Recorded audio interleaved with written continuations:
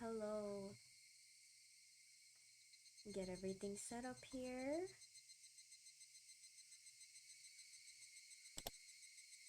Alright.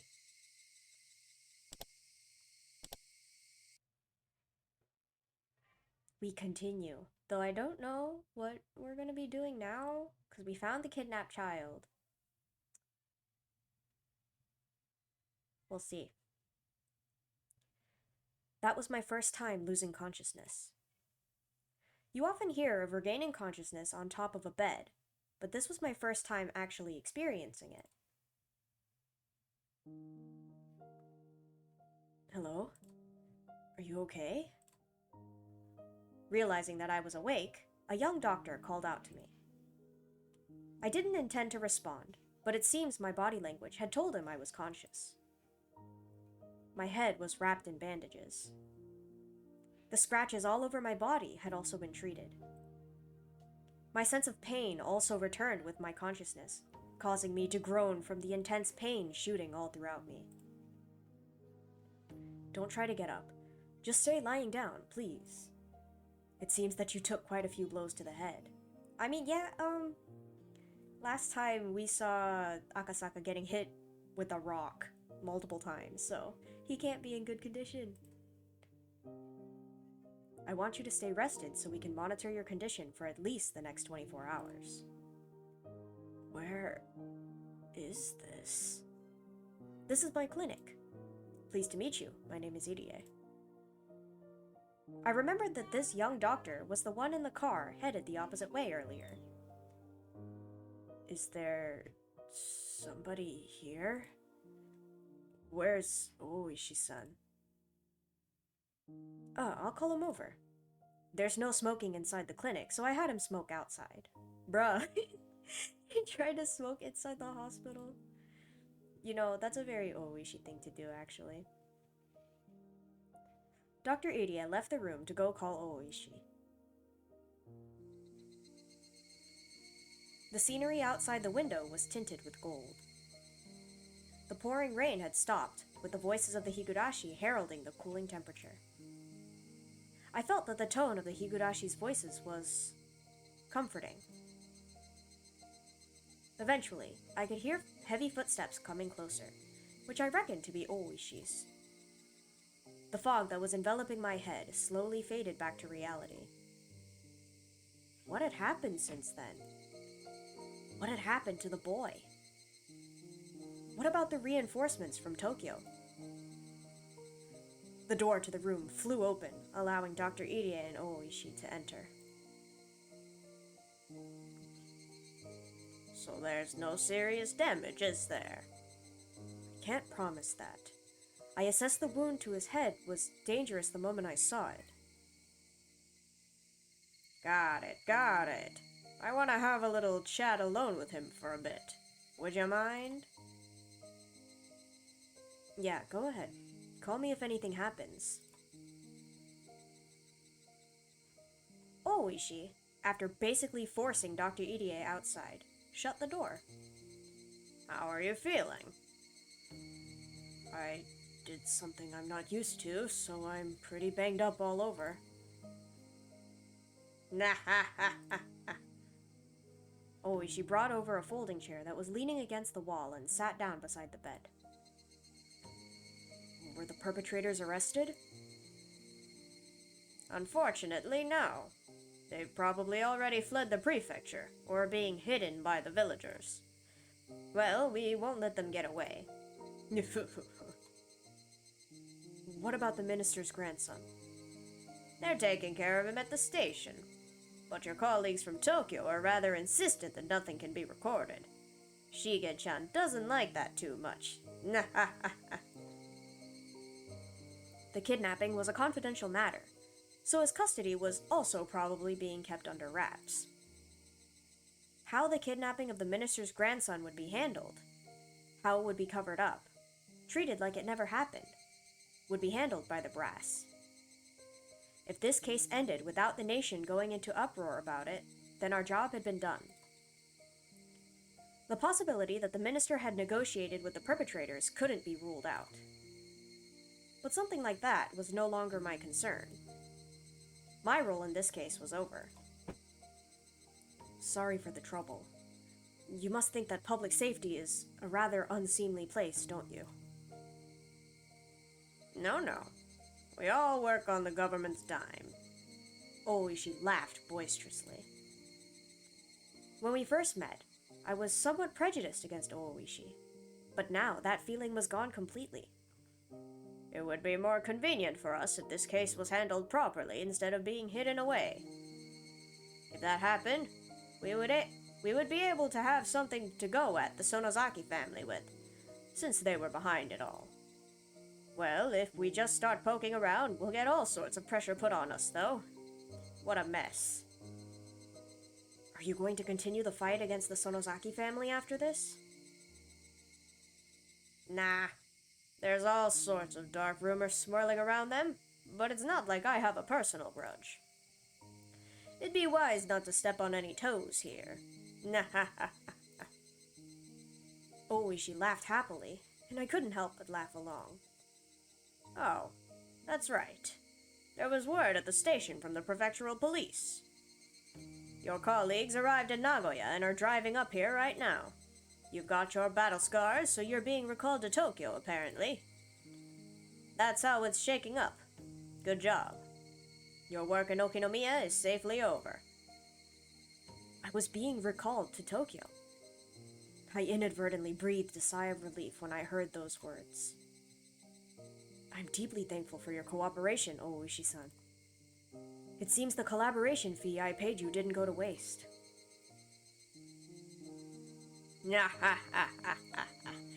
I kinda meant that as a joke, though. Oishi took out his wallet, casually pulling out several large bills, and jammed them into the breast pocket of my shirt. This isn't a refund on the collaboration fee, you hear? This is just me gifting you a little spending money. The booze around here is pretty good. Use this to buy yourself a little souvenir. Oishi flashed me a grin. If your injuries turn out to not be too serious, call me before you head back to Tokyo, will you? The old man and Sato-san said they'd like to sit at a table with you again. Oh my. Can't refuse that. And no tricks this time. Just some plain old fun. They always say that. This world is done for if an active officer can cheat that blatantly. It's not often that we meet someone who's more than a match for us. It's too bad you're going back to Tokyo. When I heard the words, going back to Tokyo from Oishi, I was reminded once again that I was relieved from my duties. Soon, Yukiya would be giving birth.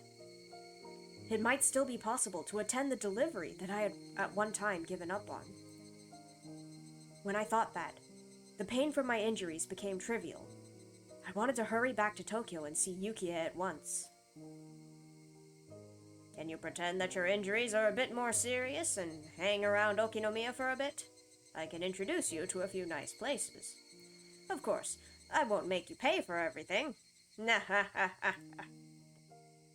I'm terribly sorry, but I'll have to take a rain check on that. My wife is due to give birth any day now. I want to hurry back home. Oh my, I didn't know that. Oh, okay. Your name is Battler Ushinomiya? Okay. Tar, nice. Do you have a preferred name you'd like me to call you by then? Or is Tar still okay? It's up to you.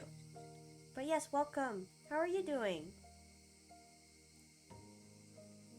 Just Battler? Okay, I could do that. How are you doing, Battler? Then you shouldn't be hanging around here. You have to hurry back home. For a while after that, Oishi asked all sorts of questions about my wife, teasing and bantering with me.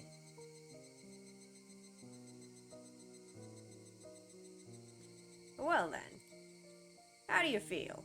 Think you can get up? Yeah, it's not so bad thanks to you. I can get up and walk, no problem. I stood up and shuffled around for a bit, which seemed to amuse Oishi. You're good? I'm glad to hear that. My day was pretty busy. We had a birthday party today, so spent most of the afternoon doing that. So I didn't get my nap in, but I think I'll be okay.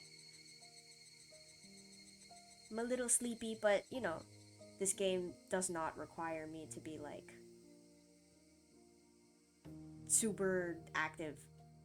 Just reading, so it's nice and relaxing.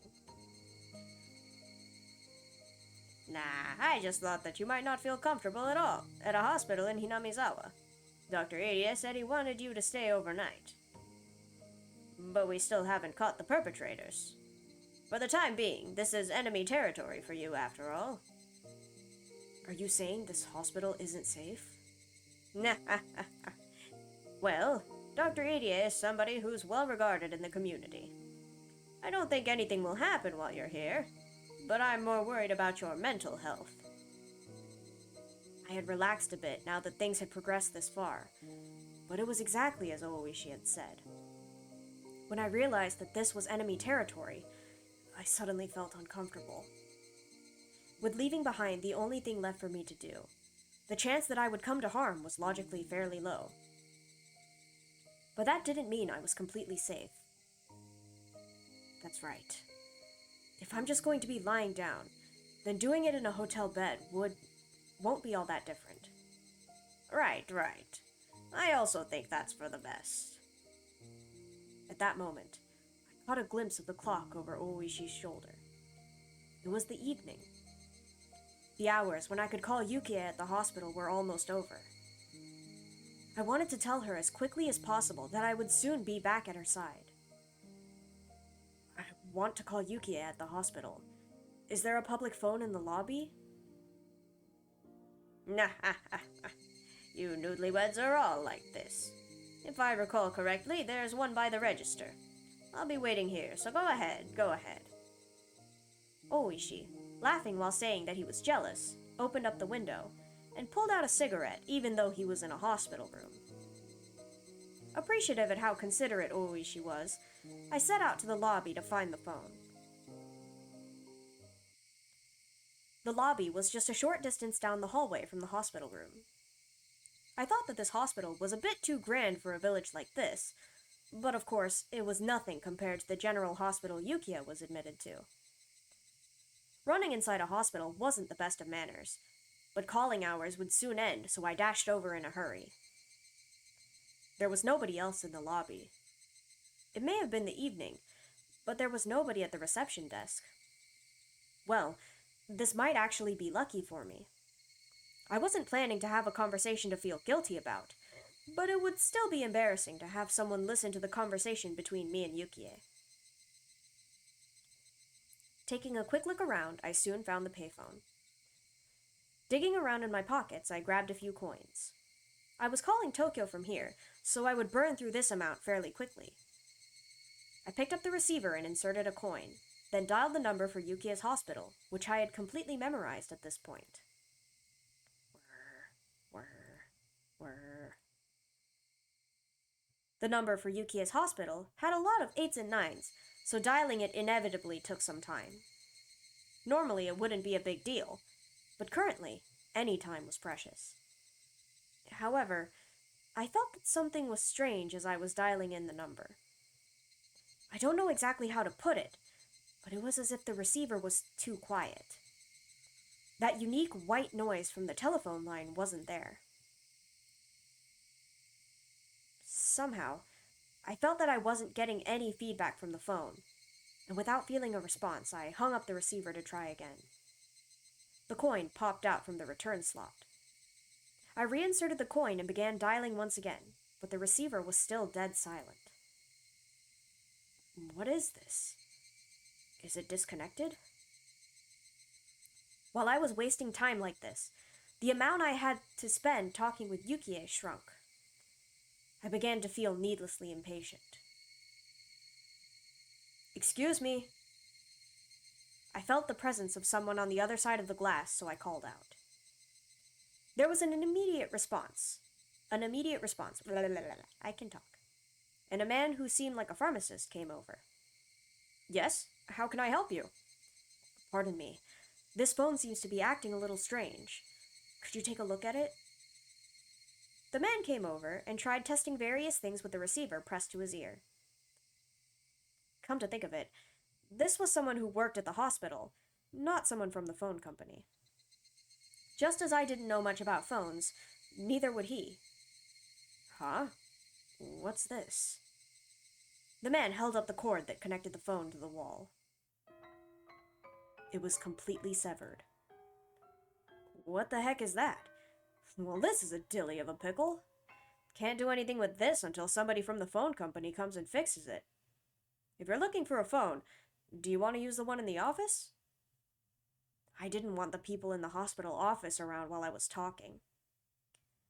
Is there another payphone close by? Let's see. If you leave here and follow the road, you'll come out into the shopping district. I think there's a smoke shop on the corner around there. If you head that way, you should be able to find one soon enough. I was dressed in a hospital gown. I was wearing sandals on my feet. My head was wrapped in bandages. Just looking at me, you could tell I was a hospital patient. No matter how you looked at it, I was not dressed to be wandering outside. But that's where the impetuousness of youth came in.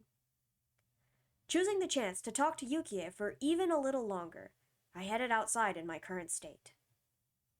Why not just use the office phone, dude? You're wasting time walking.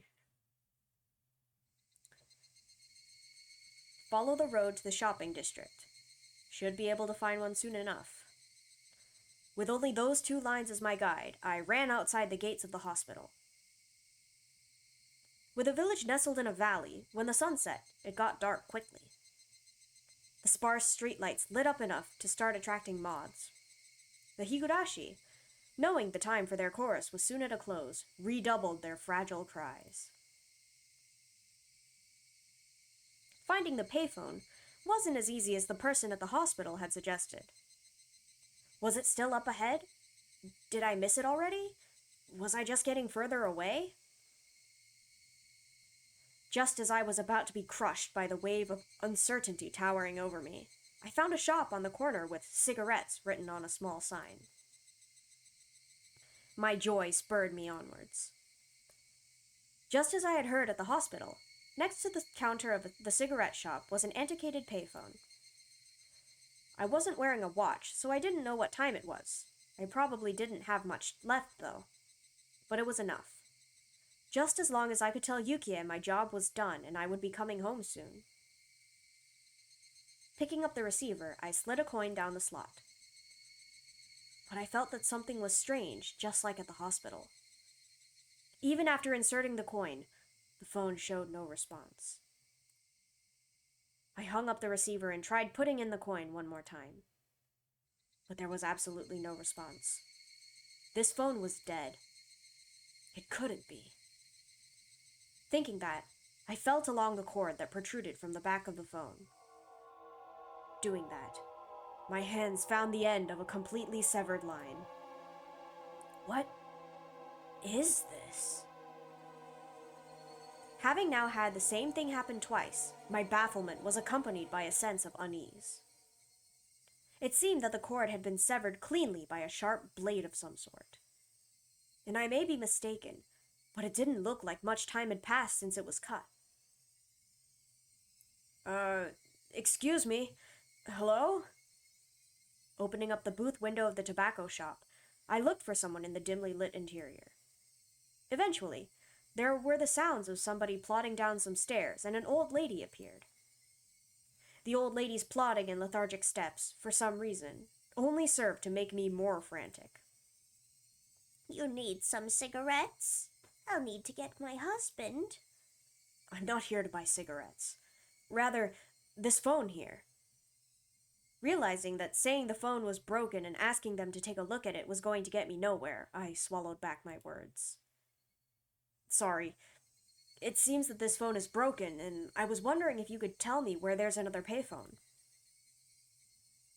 The old lady moved her jaw up and down slowly, as if chewing on the meaning of my words. It seemed that she wouldn't understand until she had digested things thoroughly. So the phone is broken? That's a dilly of a pickle.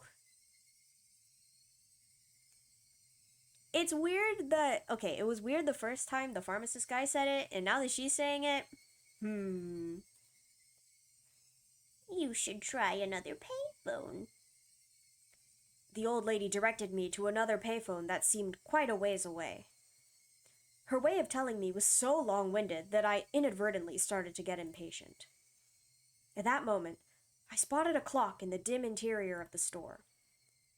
The minute hand was just about to point straight up. Even if there was a phone right here that I could use, I would only be able to tell Yuki a good night with the time I had left. On top of that, my destination was a remote payphone which I didn't know the exact distance to. If I was of a normal state of mind, deciding to give up the phone today would have been the natural thought process. But at that moment, I had become somewhat stubborn for some reason. Unable to use the phone in the hospital and coming out here and still being unable to use one. There was no mistaking that I had become quite insistent on using a phone. Thank you very much. I'll try looking for that phone booth. Refusing her offer to draw me a map, I left the tobacco shop.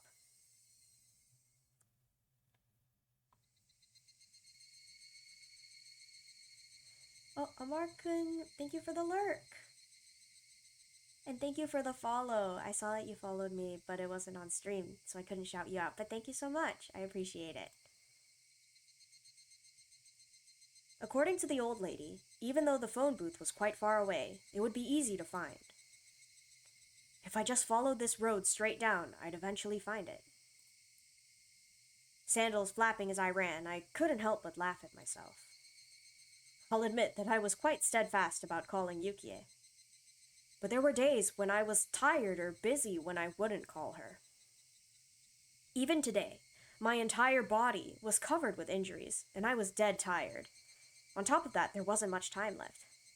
Oh, it's late where you are? Well, I hope you have a good night. I will have fun. Thank you.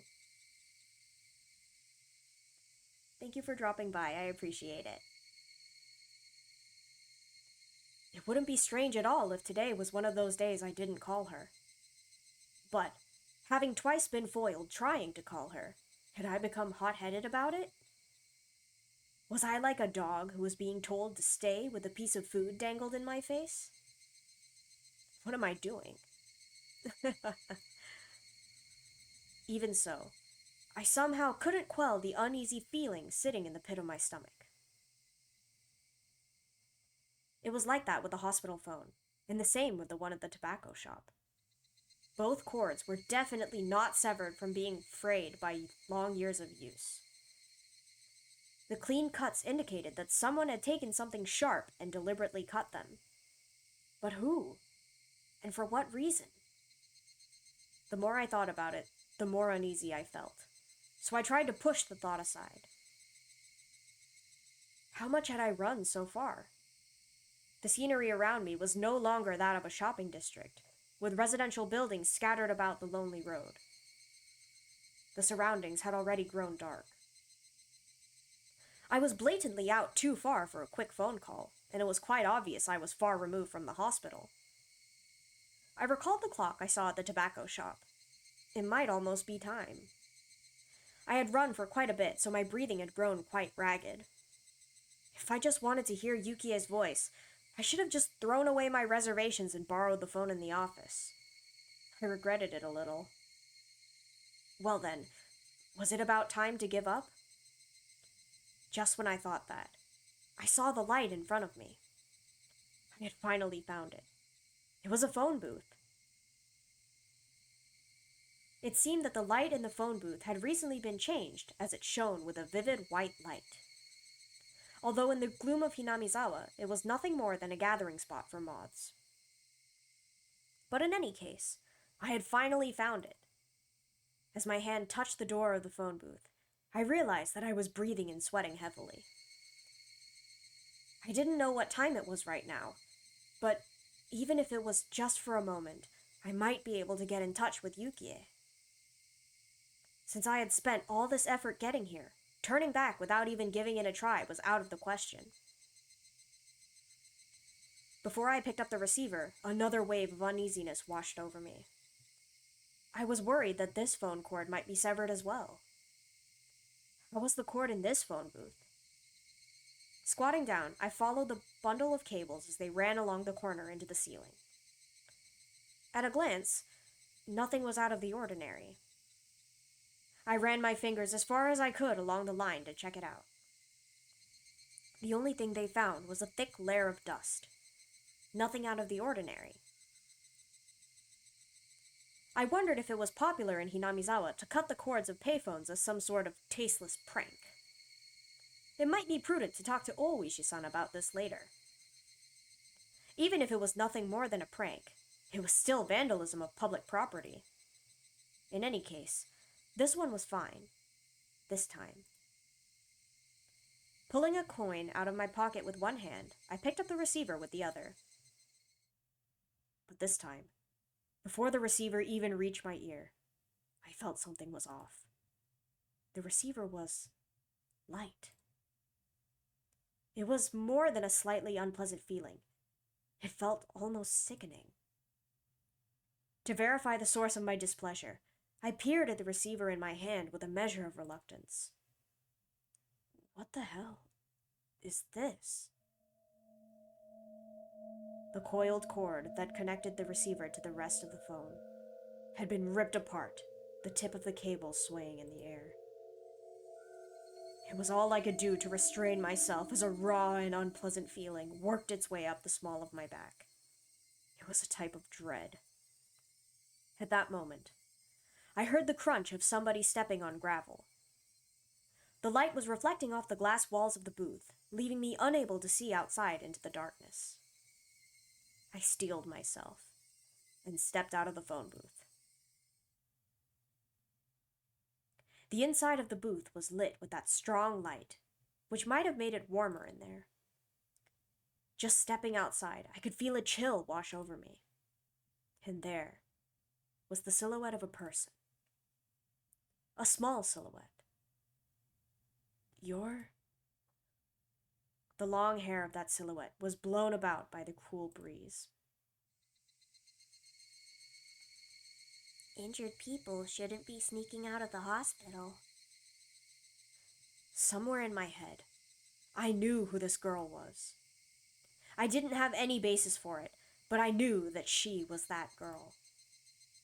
Right, Akasaka? She, Rika Furude, said that almost like it was a warning.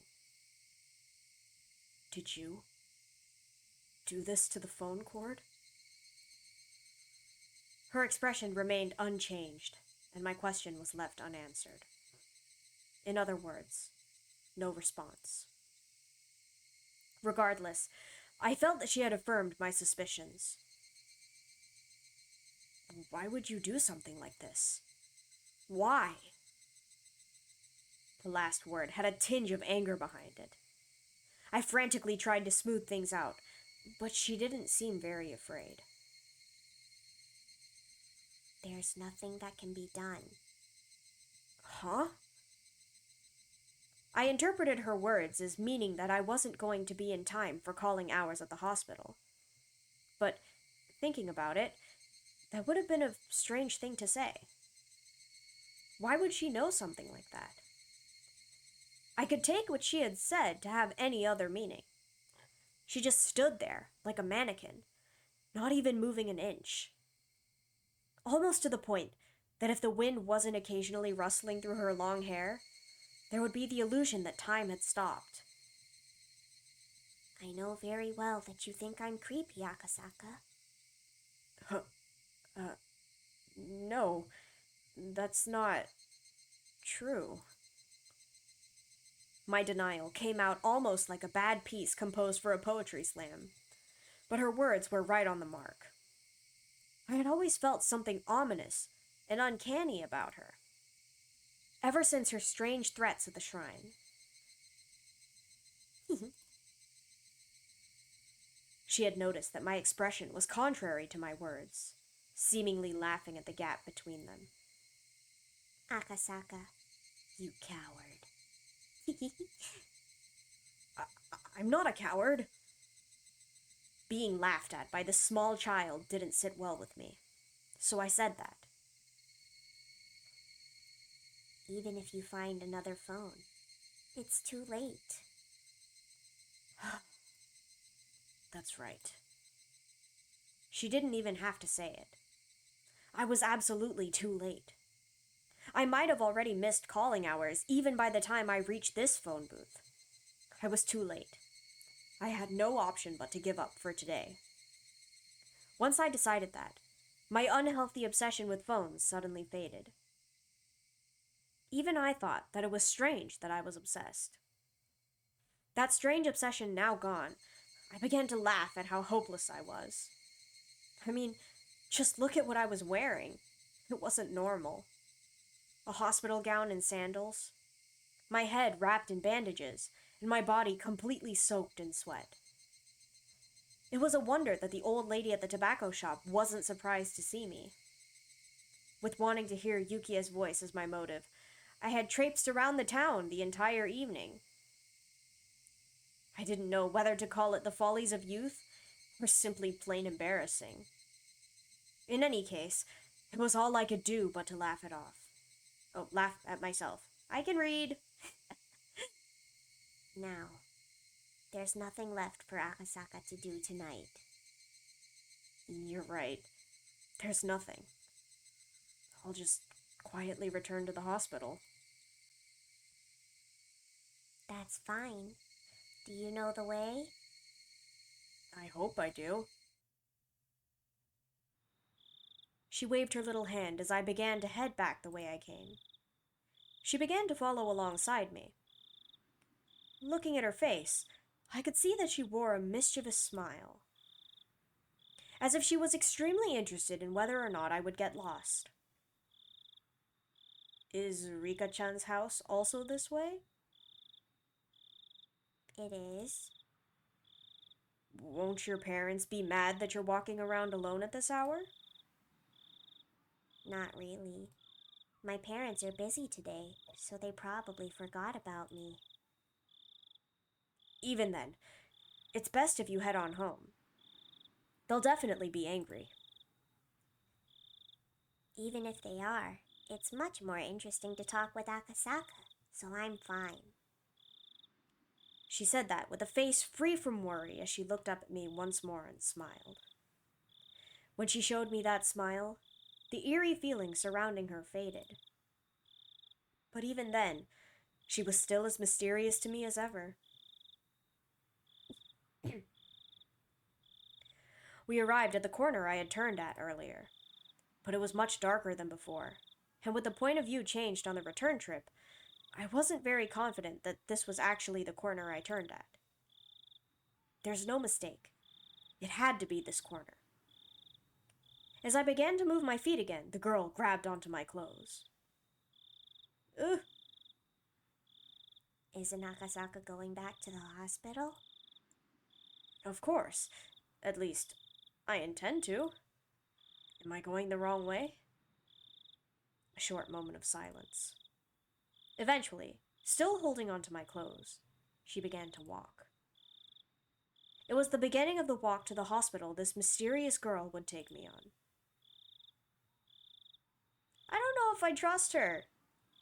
I like Rika, but she's acting really sus.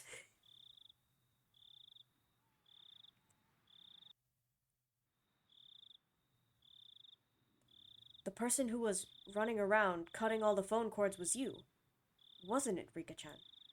You shouldn't do that anymore. I'm not sure what you're talking about. Really? She tried to play dumb, but it was written all over her face. Nippa.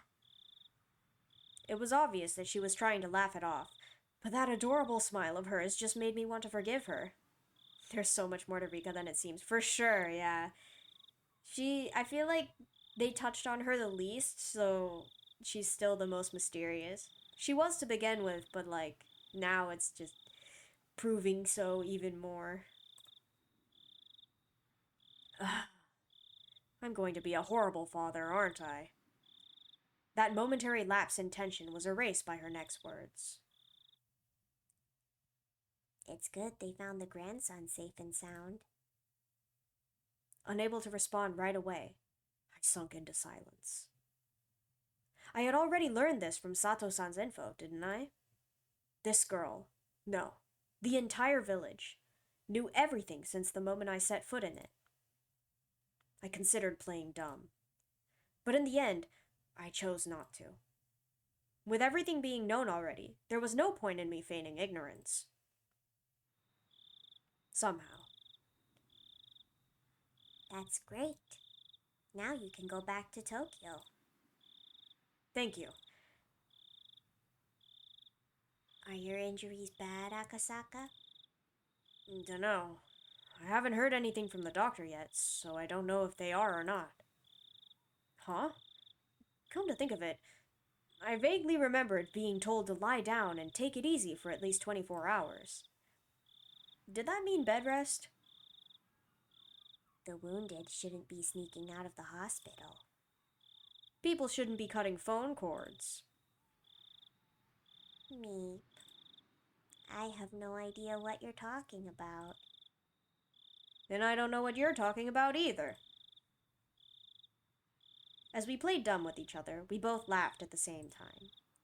If somebody saw us laughing at each other like this, it would probably bring a smile to their lips. Thank you for the alert, Kimono. The chances of Akasaka leaving this... Oh. The chances of Akasaka leaving this village alive weren't very high. I don't want Akasaka to die, so I'm glad you're leaving the village alive. Rika-chan, you knew who I was, right from the beginning, didn't you? She said nothing, but gave a firm nod. Well then, I think you would know this, but we're probably somewhat of an enemy to the people in the village, I would think. But you still gave me lots of warnings. That's right. She said it at that time. She wouldn't warn somebody that she was okay with dying. She definitely said something like that. Then I should probably be thanking you. You probably should. I'm your savior. Saying that, she puffed up her chest proudly.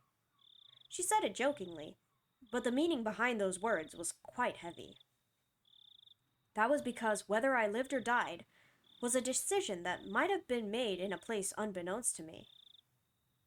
She said those words with such an adorable smile that it took a few moments of silence for their weight to settle in. I'd been to this place before. The Guardian's office was there. It was the stone steps leading up to the Furude Shrine. When I passed by before, I was so focused on finding a phone booth I hadn't realized where I was. If I recall correctly, this shrine is Rika-chan's house, right? Yeah, something like that. Looking up at the shrine grounds, it was brightly lit and energetic voices could be heard. What was going on? There's a festival today. A festival? The best and only festival in Hinamizawa. The Watanagashi festival. Watanagashi? Cotton drifting? Just knowing the name is boring. Do you want to take a look? She asked bluntly. But seeing that I looked interested, she climbed up a couple of steps and motioned for me to come. I was only going to go back and sleep anyways. If I had nothing else to do, it might not be a bad idea to go with her on a little detour. I don't know about that. In the hostile territory that was this village, I didn't know what would happen if I ventured down a side road without Ooishi. Even though I thought of the village like that, when I was with this girl, I forgot all about it. In any case, even without anything to back it up, I felt that as long as I was with her, none of the ill will from the village would befall me. That's why, even though I knew my cover was blown, I strangely had no qualms about setting foot into the heart of the Onigafuchi Guardian's territory. Climbing up to the grounds of the shrine, I could see there were about 3 pavilions set up, with meeting tables and folding chairs. The old folks from the village, no, the executives of the Guardians, were already quite drunkenly sharing another round of drinks. I could only see it as people from the village council drinking while enjoying the evening air. At the very least, it was certainly quite different than any festival I'd ever seen. See? It's quite a boring festival, isn't it? This certainly doesn't look like a festival. It's a festival that happened since long ago. But as you can see, it's not like it used to be. As if to chide the old folk, she said that while looking at them with an exasperated expression. You really couldn't call this a festival anymore. It was just a bunch of neighbors getting together to drink under the guise of a festival. I feel sorry for the deity being celebrated here. Give this sorry excuse for a festival 5 or 6 more years, then everybody in the village will start coming. The ceremony will also be done properly, and it'll be a respectable festival again. And she knows this because... Very suspicious, Rika. Can see the future. What she said was not so much wishful thinking as it was the telling of a future that had already been determined. She wasn't even predicting it. It was almost like she was simply reporting the results. That's how it sounded. Even though it was baseless speculation, the way she said it wouldn't let me interject. It was the same way she talked when she changed. While I struggled to find the words to reply to her, she wandered over to the other side of the grounds, not minding me at all. Not in a state where I could afford to be left behind, I hurriedly followed after her. Passing through a copse of pine trees, a strong and cool breeze ruffled my hair. There, from that one evening, was the splendid observation platform the girl had shown me. As it had grown completely dark, the modest lights littered across the nightscape were proving a different type of scenery. Looking at it like this, the village seems tranquil. She said that with an indifferent look on her face. Just the other day, you said that this village definitely wouldn't be submerged by the dam, didn't you? She didn't reply, seemingly relishing in the feeling of the wind blowing through her hair. Didn't that mean, at that point in time, the minister had already complied with the demands? She spun around, her gaze meeting mine. But she said nothing. She spoke nothing that would neither confirm nor deny what I had just said. This case will probably remain shrouded in darkness. Headquarters probably doesn't want trouble from a scandal with the minister breaking out. There's no mistake that they threatened to kill the grandchild. Then, negotiations with the minister were successful, and the grandson was released. The one who saved the grandson was you. I wonder about that. The discovery of that wallet that started this chain of events. That alone was almost too convenient, I'd think. Ever since the moment that wallet was discovered, I felt something was odd. Always she said it as well, that the Sonozaki family had given the order to release the hostage. Meaning that our little manhunt was a farce to begin with. Come to think of it, I was punched, kicked, and had a gun pointed at me. I felt like they put up quite a fight, but that might have been all part of a good performance. Once the negotiations were successful, they couldn't just say, "Here you go," and return the minister's grandson right to his doorstep. They knew that public safety had realized that this was a kidnapping case and were moving in on it. That's why, due to the actions of public safety, the grandson was able to be rescued safely. So the minister didn't give in to any unreasonable demands.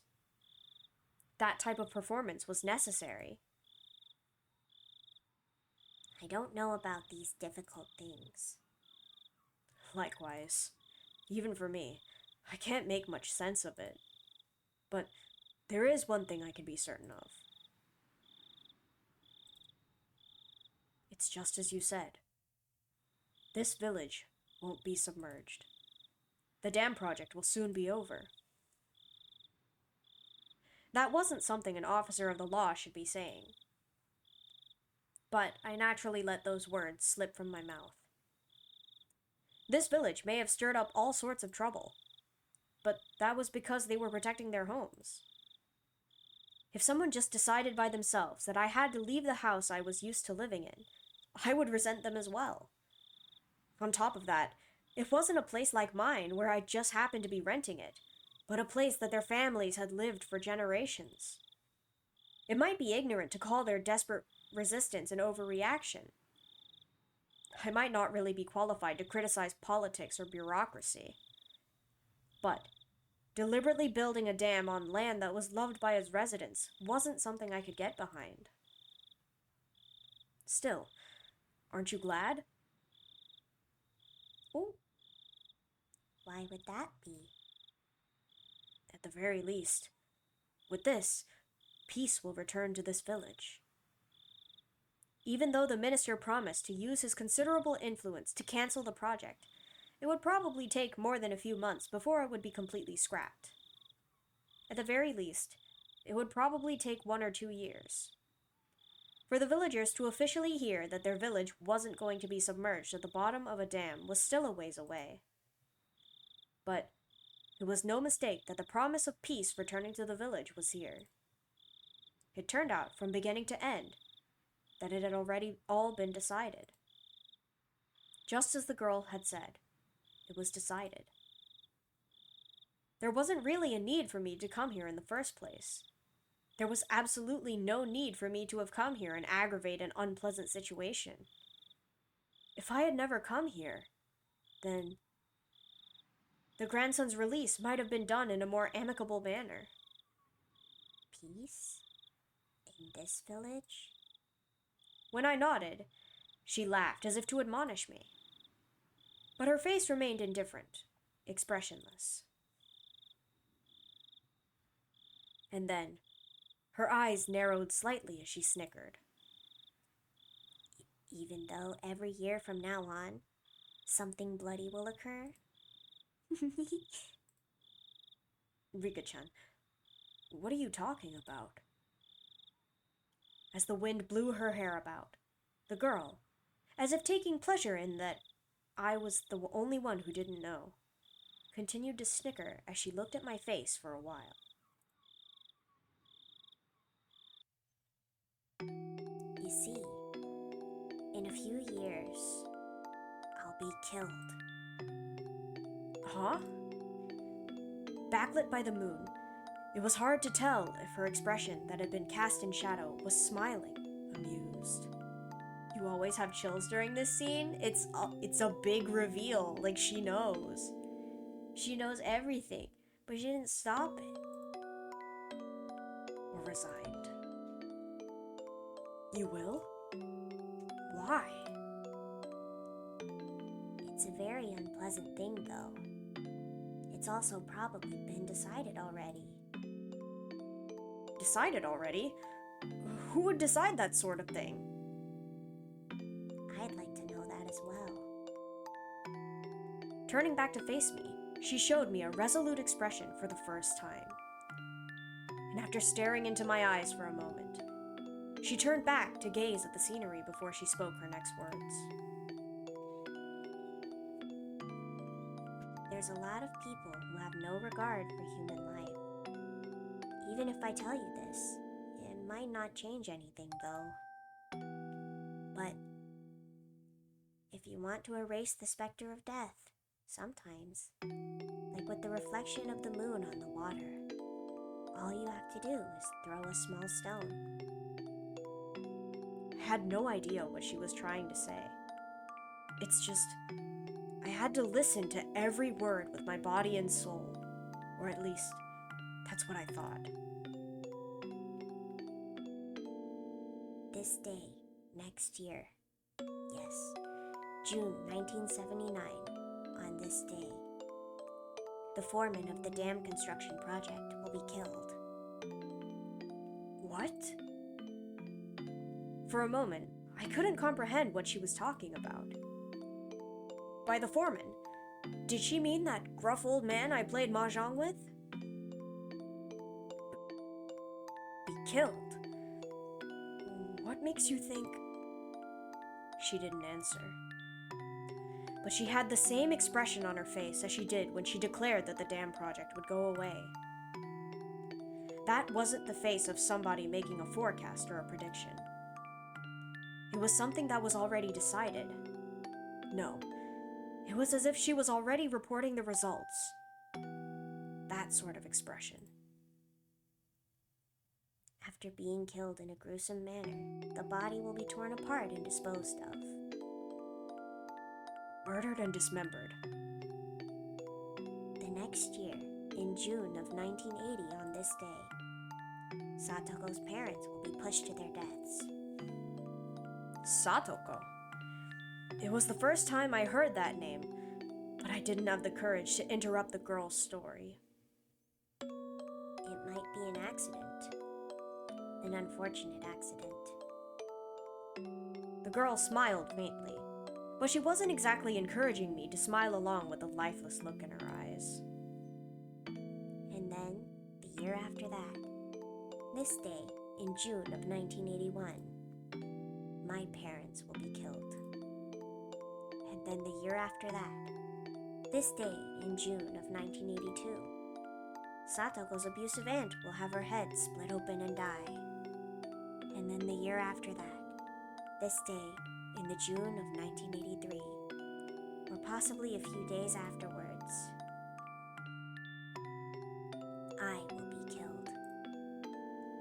If all the deaths are preordained, then the last one would also be all according to plan. But then whose plan would it be?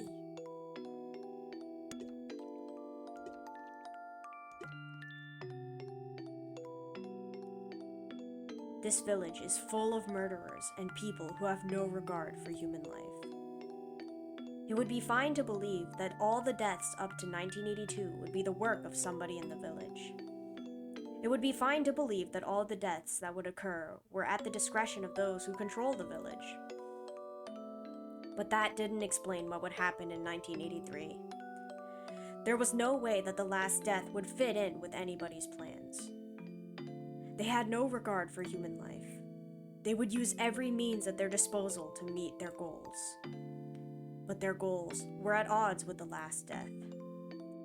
That's why the last death was unrelated to them.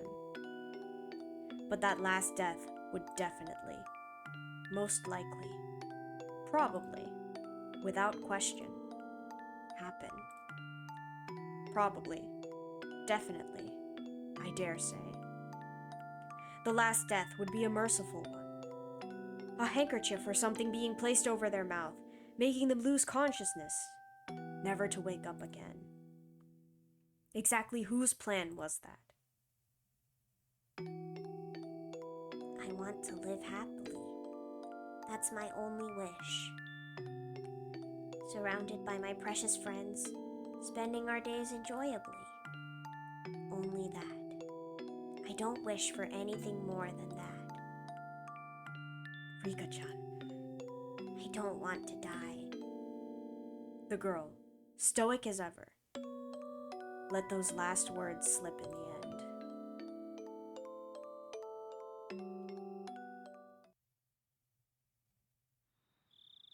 So Rika doesn't know who's behind it. She knows what's going to happen, but she can't do anything to stop it. But she's implying that it can be stopped. Fascinating. Eventually, we were discovered by some drunks. The girl, as well as I, were dragged back to the festivities. Everybody was completely drunk, so even when they saw my head completely wrapped in bandages, they wouldn't let me leave. Well, certainly, if I was in good enough condition to slip out of the hospital, it must not be that serious. The girl was mingling with everybody, being pampered like a kitten. Her expression was adorable, nothing like the one from just before. Predicting her own death and whispering that she didn't want to die. Having said that, having a silly and lively conversation like this, it was hard to believe that these people were the core of an extremist resistance group. Even if it was a shell of its former self, it was a festival where people in the village gathered, so the 20-some-odd folk here should have included some of the village executives and other important members.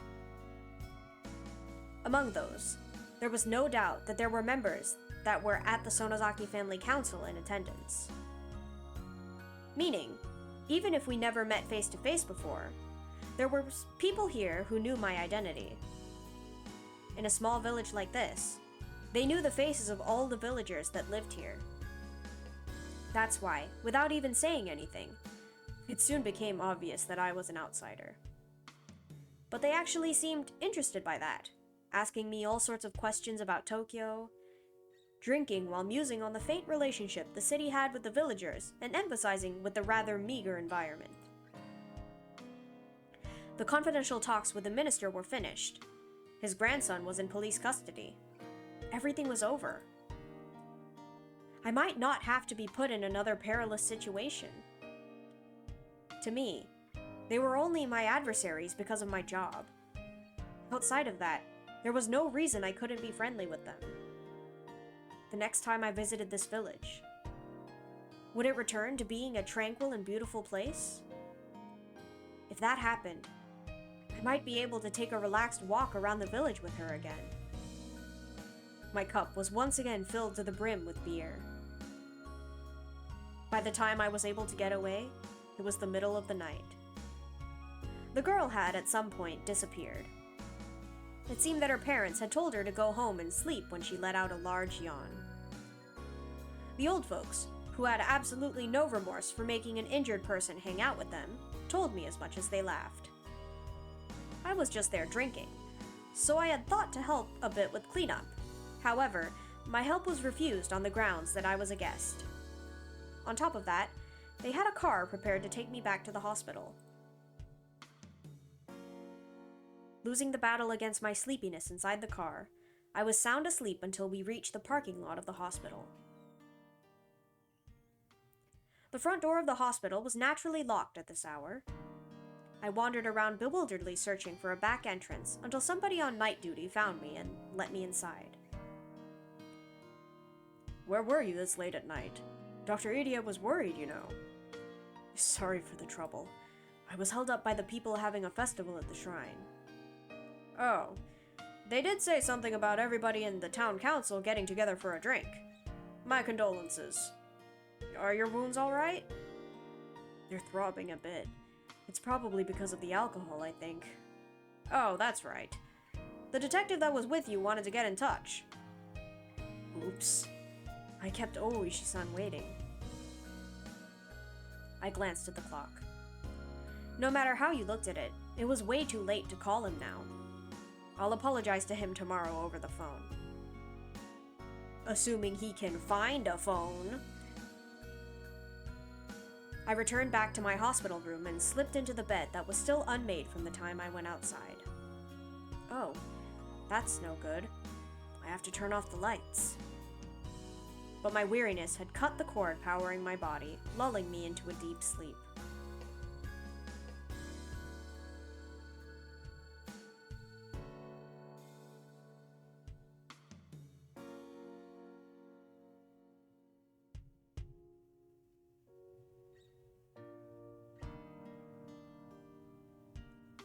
Oh, lots of diary entries, okay.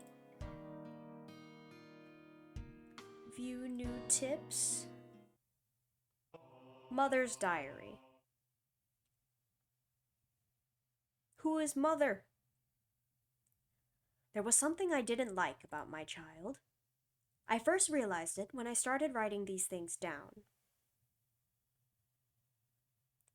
They never warn you about it in any books about raising children, but they aren't just a plaything. If they aren't able to feel loved even when they're not doing exactly as their parents want them to, then those parents are failures. This wasn't something like that, though. How can I say it? It's probably harder to express with mere words. I just want my child to be average. As long as they weren't falling behind, there was no need for them to excel at something. As long as they acted appropriately for their age, I would have been fine with it. But my child had been different ever since kindergarten. While the children in her class were running around in excitement about the field trip the next day, she only wore a bored look on her face, aloof and distant. When the other kids broke the equipment for the athletics festival and were apologizing fervently, she only wore a bored look on her face, aloof and distant. When the teacher was reading a fun picture book, only she wasn't smiling. Even if they all got to eat a delicious bento, only she wasn't happy. If it was only this, it would still be in the realm of understanding. However, what I don't understand about my child is that if the aforementioned situations happened again, they'd now act in a manner befitting their age. I don't understand the principle behind that as a parent. It sounds like Rika's mother? Yeah, it does. It's kind of weird to think that Rika's like aloof and, like she doesn't care. But maybe she is just acting. Why were they indifferent about that field trip but happy about this one? Why were they indifferent about the picture book but happy about this one? Why were they indifferent about the bento but happy with this one? The former and latter in each situation seem exactly the same to me. There was even times when I thought the former one was better.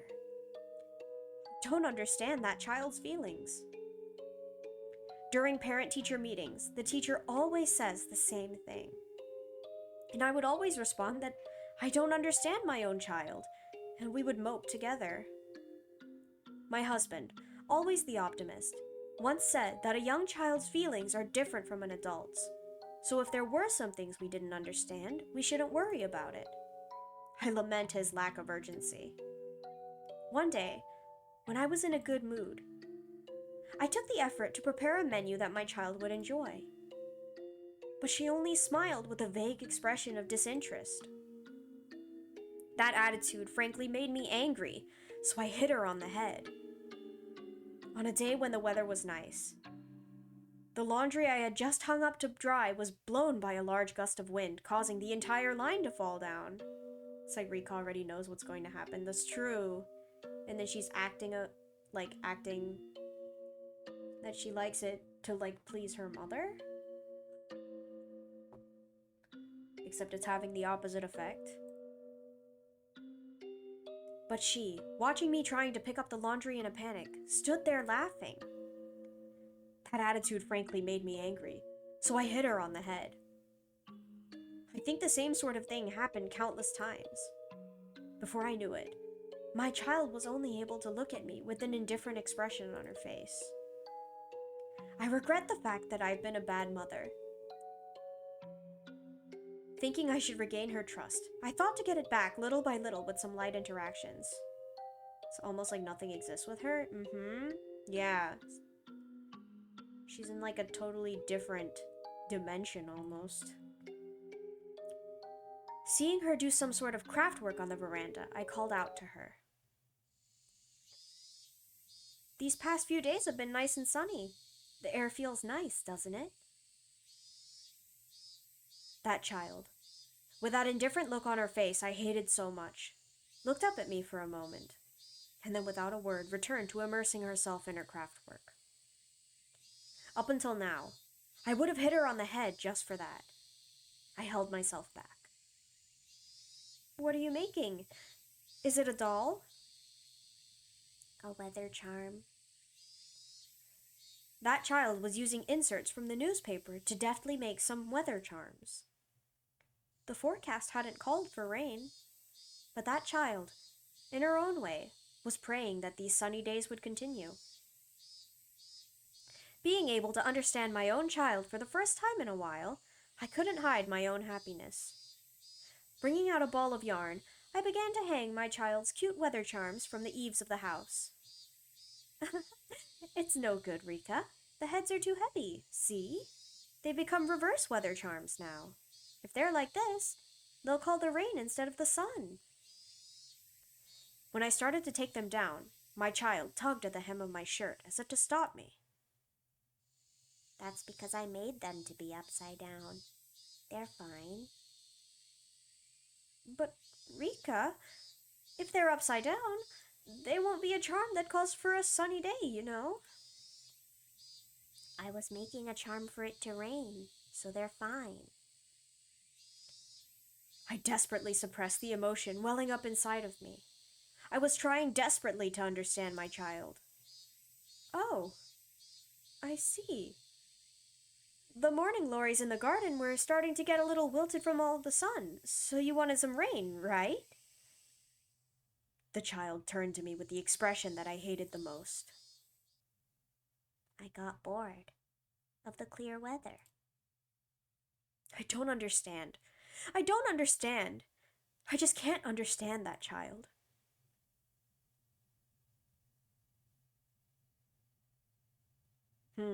Very interesting. Mother's Diary 2.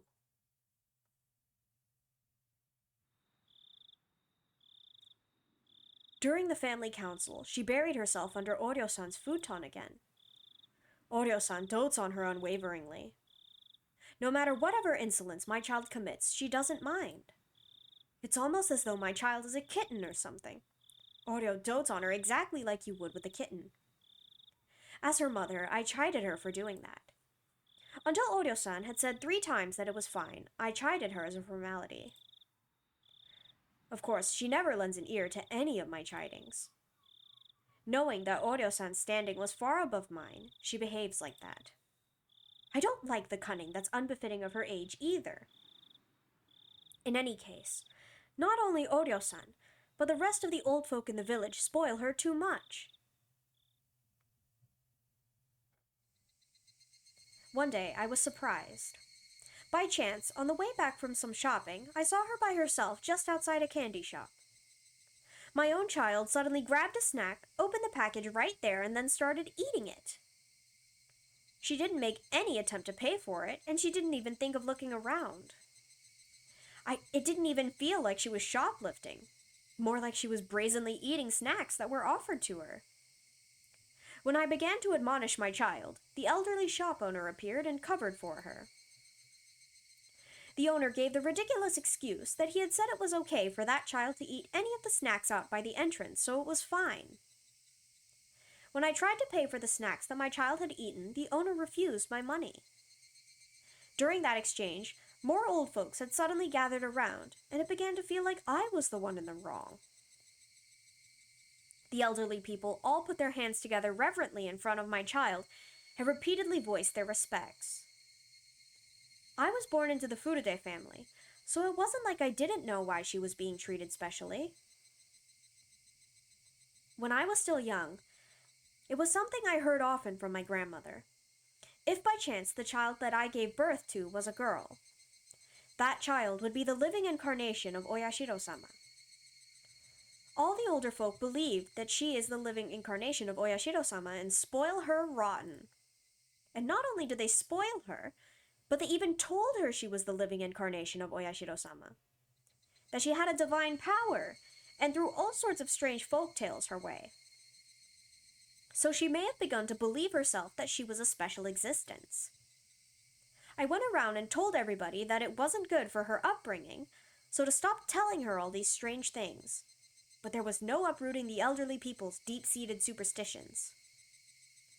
I told my child not to listen to them, but it ended up being that she stopped listening to me. Between all the old folks in the village who would dote on her, and myself who would only scold her, there was no wonder who she would listen to. There was no mistaking that the reason she had become strange was because of the elderly villagers.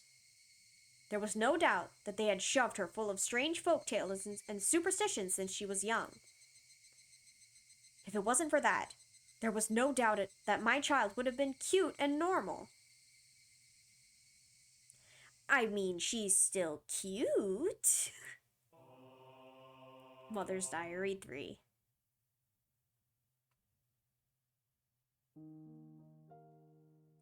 One sunny parent-teacher day. There was a cooking class, and my child was making curry rice with a practiced hand. While the other children her age were awkwardly using their kitchen knives, that child was wielding hers deftly. The teacher approached me with a smile on their face, saying it must be a result of learning it at home. I managed to play it off with a vague smile and a nod in response. That was because I had never once taught my child how to make curry rice. Even then, she was peeling vegetables with a practiced hand, adding them into the pot in the order of which took longer to cook. For a normal parent, they might unintentionally clap their hands together, happy at their child's actions. But in my case, it was different. There was no mistaking that somebody had taught her how to make that curry rice when I wasn't taking care of her. Thinking that, I quietly fell into an unpleasant mood. When I asked, it seemed she could also sew and do the laundry. I had never taught her how to do those, and again, never saw her do it around the house. Be it cooking or sewing or the laundry, again, that was probably because the elderly villagers taught her all sorts of rubbish when I wasn't looking. And not only that, they probably taught her all sorts of strange superstitions, trying to prop her up as the living incarnation of Oyashiro-sama. I said as much to my husband, suggesting that we should keep our child away from the elderly folk. But my husband, who was in the position of being the head priest of the Furude shrine, had little power against the elderly who supported it. He took the rather uncommitted stance of saying that as long as she was being doted upon, wasn't it fine? I argued against that. That she was our child and should be a completely normal girl. That what the elderly were expecting, that she was the living incarnation of Oyashiro-sama, was simply odd. The elderly villagers believed that child has divine powers. We would discuss the weather for the following day, but there were many times when I left the house without an umbrella and came back soaking wet. Rather than having clairvoyance, that was just secondhand knowledge from her watching the news all the time. The things that she knew that she shouldn't have known were just a result of the people who were trying to indoctrinate her and the people who were gossiping getting together in the village. However, there certainly were days when everybody thought it was going to be sunny all day, and that child would stubbornly not go out with an umbrella. Without an umbrella, I can read. It would occasionally rain, and in the end, we would be saved.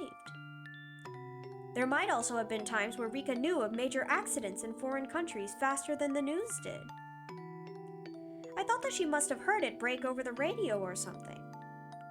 Knowing things she shouldn't have, something like that. Was in front of me right now, wasn't it? That child was making curry rice when there shouldn't have been anybody who taught her how to. No, that couldn't possibly be the case. Somebody had taught her, indoctrinated her.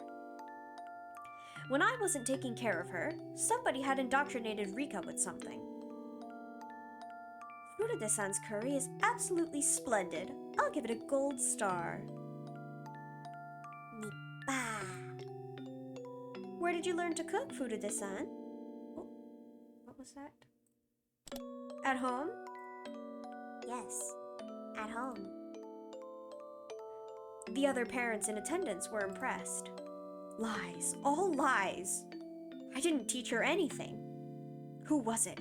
Who was it? Who was the person who had completely indoctrinated my child?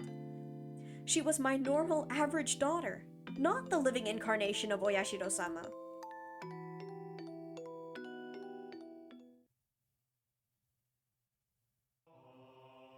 Interesting. So Rika's mom definitely has some sort of problem with Rika being who she is. And it's like, to the point where she's just like, my child is normal, gaslighting herself.